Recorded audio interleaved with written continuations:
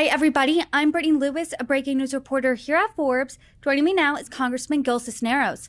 Congressman, thanks so much for coming back on once again. Thanks for having me, Brittany. This week must have been a pretty busy one on your end. On Tuesday night, President Donald Trump delivered an address to a joint session of Congress. It was 100 minutes in length. It was freewheeling in nature. He hit on everything from DOGE to tariffs to immigration to Ukraine. A lot more subjects were covered in this time.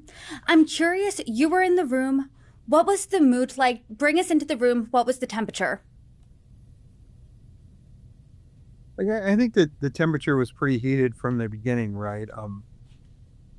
Look, he came in there just rattling off lie after lie after lie, and that was something a lot of us couldn't really stand for. I know I had made some comments and stuff and yelled out some things when, to try and hold him in check, to let him know that, hey, you're just going up there and rattling off lies, one after the other, especially when he talked about, how, old people or people over the age of 100 were getting, still collecting Social Security checks, which has already been proven and, wrong.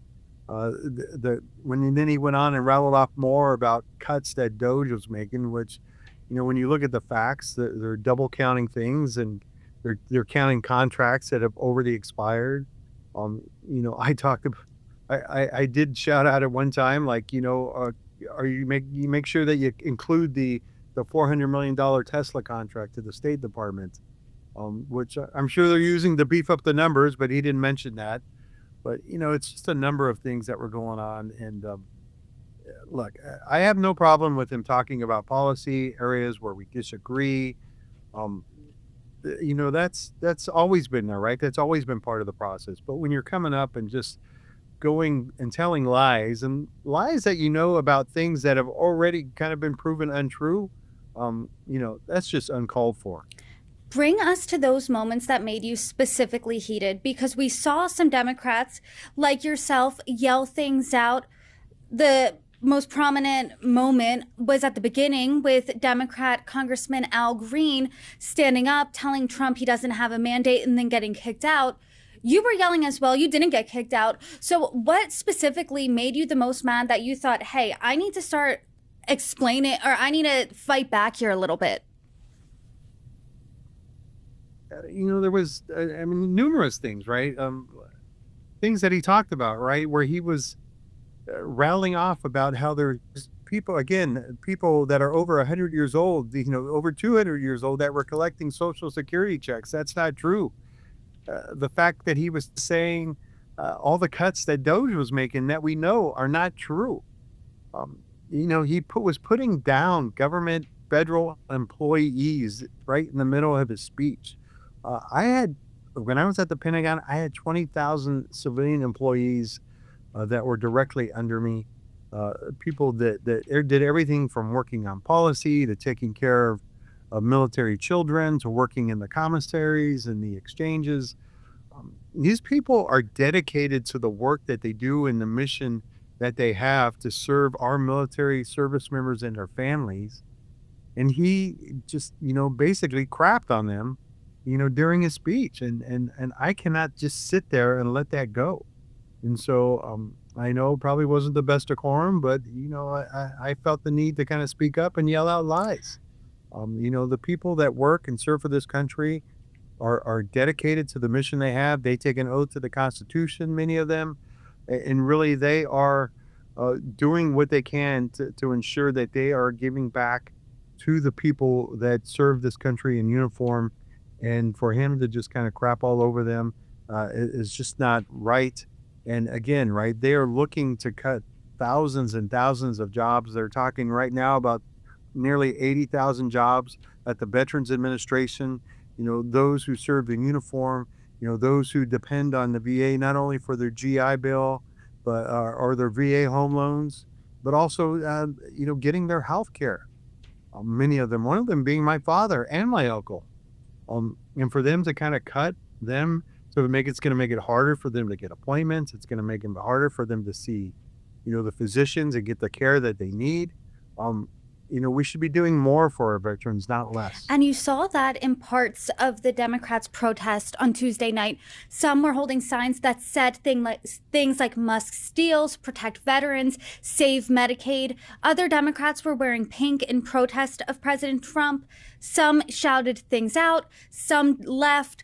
Some just looked somber and didn't do anything. Was there a strategy going in on how Democrats were going to protest? And I know you noted, yelling probably wasn't the best decorum. Were there conversations after saying, hey, guys, don't yell?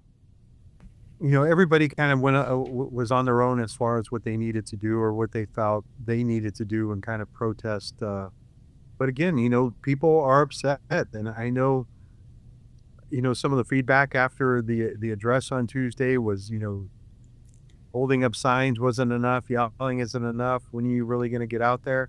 And believe me, Democrats are working.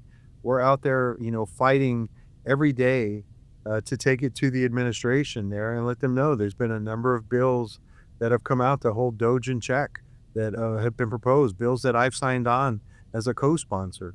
But unfortunately, Republicans are really turning over congressional authority from the House of Representatives over to the executive branch. And again, the thing that really upsets me is the lack of respect that some of my colleagues on the other side of the aisle have for the office that they hold.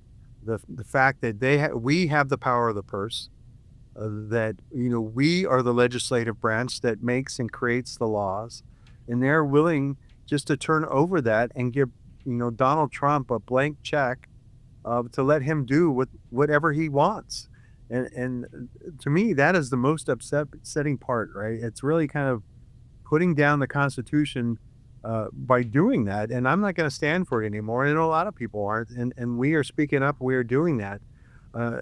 And so it's just unfortunate that some of my colleagues, again, are willing to kind of turn over their authority as a member of Congress over to the executive branch and let Donald Trump and Elon Musk do whatever they want. And they've been critical on Democrats. I think Democrats have really been criticized no matter what they did in this address. If they just sat there, you're not doing enough. If you're holding the sign, you're not doing enough. You're doing too much. Or if the yelling, hey, that's there's a loss of decorum there. Politico's Capitol Bureau Chief Rachel Bade wrote this: "Congratulations, attention-hungry House Democrats. You stole the spotlight from Donald Trump on Tuesday night. Your reward, undercutting your own message in the fight against Trump, making your party look small and desperate, and making Trump look like the commanding figure he desperately wants to be." What do you think about this criticism, and where do you think the Democrats are going to go forward? Well, look, I laugh at that criticism. There was nothing out of that speech or Tuesday night that I think Donald Trump kind of came out of there looking as a commanding figure or looking more presidential. Again, he was spouting off lie after lie after lie. The American people know those are lies. And for him to kind of just do that, I think, loses respect for himself. And it's disrespectful for the American people to think that they're just going to go and take everything that he says as fact. We are beyond alternative facts right now, right? That was his last administration. People want to deal in the truth, and I think that's why you see people rising up to speak out against Doge. Every day in my office, I am getting calls, I am getting emails about how people are upset that they are taking away jobs from hardworking federal employees. They're cutting Medicaid. They're going after Social Security. People are upset about this. And so, again, I don't think he was looked at anyway, as an empowering figure at all. Or if anything, he lost respect from the American people right there. Talking about how good the economy is gone since he's come into office, right after 2 days where the stock market tanked over 1,200 points and basically lost any kind of plus up it got from him coming in. It's already gone, and it went down again. It's going down again today. And so, I take, the criticism from that article, right? I do not think is right, and it's way off base. I think that two of the biggest moments in Trump's second term so far are probably his meeting with Zelensky and Vice President J.D. Vance last Friday in the White House. Explosive meeting that ended up with him kicking out Zelensky, him cutting off Ukraine aid. Also, another moment, like you mentioned, were those tariffs, where it's been a spigot of they're on, they're paused, they're on again, they're off again, that type of thing. Both of them were addressed in the address on Tuesday night. What are your thoughts on the way he talked about them? Because he did take a more civilized tone towards Zelensky. There's no bigger cheerleader or supporter for Vladimir Putin than Donald Trump. He has not been forceful with him at all. He has not stood up to him at all.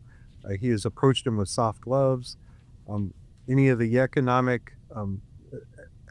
tariffs or anything that we put on Russia, he wants to remove. He wants them to go back to the G7, things that the rest of the world does not agree with. He's being, nothing could have been more disrespectful than when he met with President Zelensky there, as the way that he treated him. He was there to sign an agreement to give over some minerals that come out of Ukraine there, to ensure that the United States would have these as part of, as President Trump had asked, right? We've given you over $100 billion, show us something in return. And part of that return was going to be these minerals that President Trump, this mineral agreement that President Trump was asking for. And he just treated them flat out with disrespect. But the one thing that world leaders around the world know, right, is that if you're going to deal with Donald Trump, you basically have to kiss his ass, talk nice to him. And I think somebody got to President Zelensky and told him, like, hey, if you want him on your side, this is what you need to do. You need to kiss up to him.